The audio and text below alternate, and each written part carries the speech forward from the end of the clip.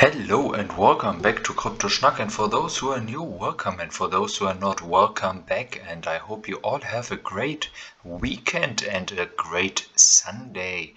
And if you haven't subscribed to my channel, please do so to keep being updated when I upload videos, and of course this would support me tremendously.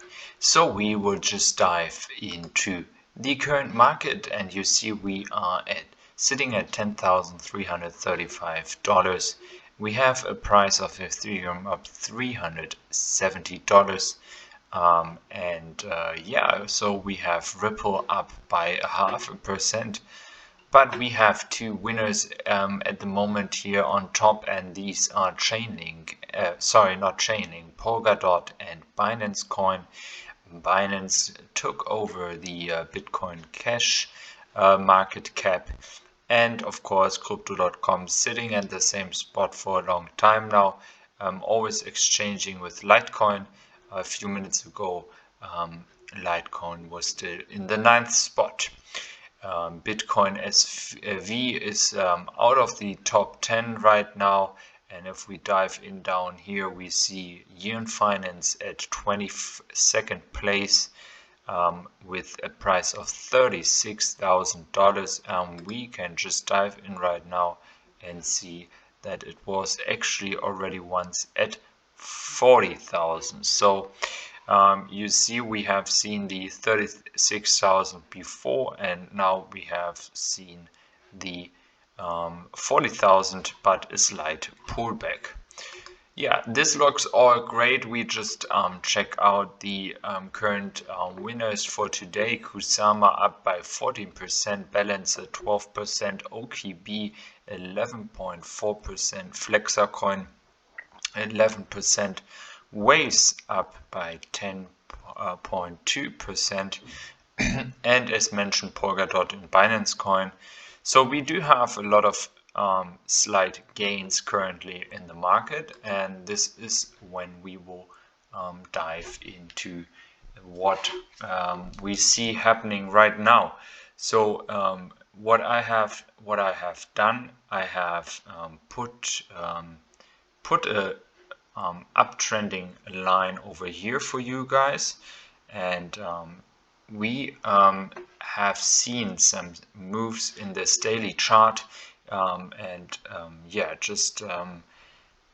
it looks like we could see some more uptrend here right now, but at the moment we are in a we are sitting at a situation which is not sure how this will turn out, to be honest. So I will say it like this. We have this uptrend that I have taken from down here, and it actually works pretty well because you see we have tested it and had support here, support here, support here, and we are sitting exactly at this level right now here. So last night we were up here at 10,560, and which is, to be honest with you, a big resistance, especially the 10,500, and we have seen it over here, and we haven't reached the level here, but you see we have a lot of big movements going on here, and this is why the price target that we have seen here is so hard to reach. So we will dive into the 4 hours chart right now, and you see that we have seen some massive moves going down.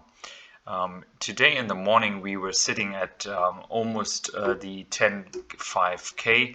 We actually broke through it last night, and when we moved through it we could hold it, but then had a move back down. So to be honest with you, this is something we have seen a lot of times in the past few days. We have seen the big moves down here around the 10k, the same here and the same here. Nevertheless, we have consolidated and we haven't moved further down. What we see right now is a critical point where we have to decide, do we continue move like this, which would be slightly bullish because we as long as we don't crash downwards, it is a good sign that the market has been consolidating, and we will try to get a new try to reach 11K and then go further up. Yeah, so you see we have seen the move down to 10,770, and we are sitting right now exactly at this point where the line is. And it will be interesting if we hold this. If we do so, we could see our way back up to 10,400 and then 10,500. So guys, if we check this and we look at this, we can be yeah, a bit scared.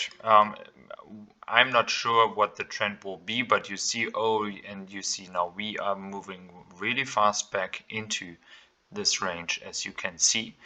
Nevertheless, we have seen the same move over here and we moved further down. So the interesting part will be, can we hold this line? And we are back in. So this is a good sign, but nevertheless, it's still not clear if we can hold this negative trend. If we check out the weekly charts, let me just move this down. We have seen some, yeah, seen a massive move down here. We know all this, and I'm just going to delete the graphs here right now. The key thing here is, what can happen is that you see a big move down. I mean, this is no surprise. This can happen anytime. We have seen a big move down here in 2017 from 7.4K to even 5,500. We have seen massive moves over here, always in between trends. So of course this one is a bigger move, I would say. It's not like a small move, but nevertheless, if you consider this an uptrend, just imagine that we could see this here going back up here to 16K or even further if we hold this here and then start a new rally upwards with consistent green weekly candles. So this is the key here, that we hold this line, and we have found support on the weekly chart, which I find bullish. Currently we have support over here and over here twice. So this is a sign for me that we are not going to further move down. The goal is here to have as well the support, which we are looking at here right now, that we break through the 10,500. If we do so, then we're going to move back up.